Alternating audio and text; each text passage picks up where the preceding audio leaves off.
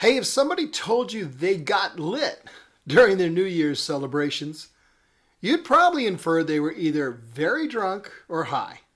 And that's fair because it's the most common usage. But it's not the one I'm talking about today. Hey, welcome to Mornings with Bishop Robert, where I'm hoping you'll get lit. Thanks for joining me on the top spot on the internet for beverages with a bishop. You know, my goal is to introduce people to the Jesus they never knew, and then help them get to know him and his word personally and better. So if our time together today speaks to your heart, would you let me invite you to like, subscribe, and share this with a friend? Hey, also, you can join our email list. You'll get a free copy of my book, Count to One, downloaded to you. You'll also get Mornings with Bishop Robert sent directly to your inbox every day.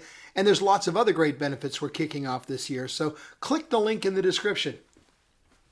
Well, getting lit usually refers to being intoxicated. However someone chose to get that way.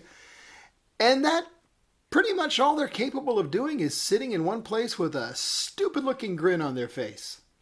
Like I said, not the behavior I'm encouraging, to be sure. Now, the Urban Dictionary gives a second definition, saying that the term can refer to becoming literate or fluent in one's use of technology so they can navigate 21st century information complexity. So being lit, in that sense, is being able to tell when someone's trying to deceive you with misinformation and untruth. Well, being able to discern truth from lies is certainly an admirable skill. And we're getting closer, but that's not my point either. You see, today's verse says, "You will light my lamp, Lord. My God will light up my darkness." Trying to walk in the dark can be a real challenge. You bump into things. You stub your toes.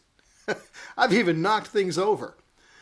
Trying to walk through life in the dark, well, that's much tougher. When you find yourself in a dark place, you can feel as though there's no hope.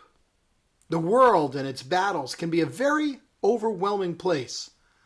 When you feel blinded, groping in the darkness, you can be very uncertain of where to turn.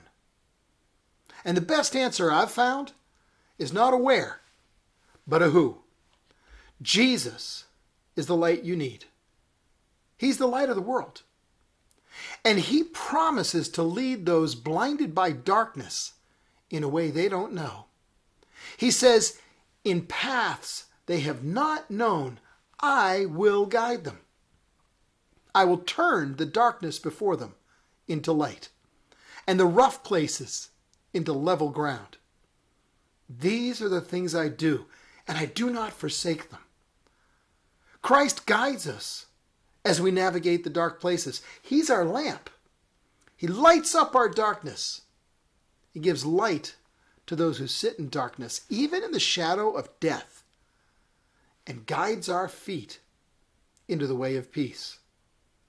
His peace.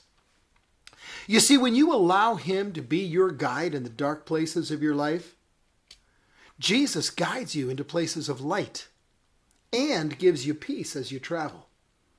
His presence within you is your light and your peace. Now, you may not know the final solution. You may not be able to see how you'll get out of the mess you're in.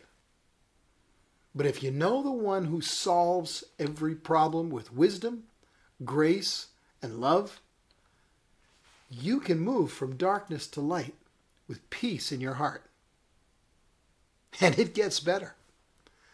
Not only is he the light of the world, but when he calls you out of darkness and into his marvelous light, he lights you up. The same Jesus who said, I am the light of the world, promised that whoever follows him will not walk in darkness, but will have the light of life. The same God who said, let light shine out of the darkness, has shone in our hearts to give the light of the knowledge of the glory of God in the face of Jesus Christ. At one time we were all in darkness, but now the ones who know Jesus are light in the Lord. His light dawns in the darkness for the upright because he's gracious, merciful, and righteous. Yeah, we all need to get lit. And since we're getting lit, we should walk as children of light. Let your light shine before others so they can see your good works and give glory to your Father who's in heaven. When Jesus walked the earth, he was the initial fulfillment of Isaiah's prophecy. And the people dwelling in darkness saw a great light. And for those dwelling in the region and the shadow of death, on them a light dawned. But you and I are also called to be lights in a world lost in darkness. We continue that fulfillment that Christ began. So when you get lit, you are the light of the world.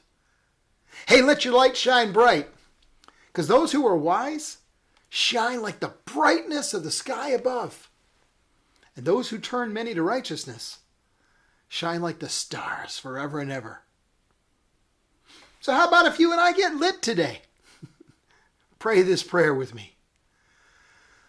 Light my lamp, Lord. Hey, that's all the time we've got today.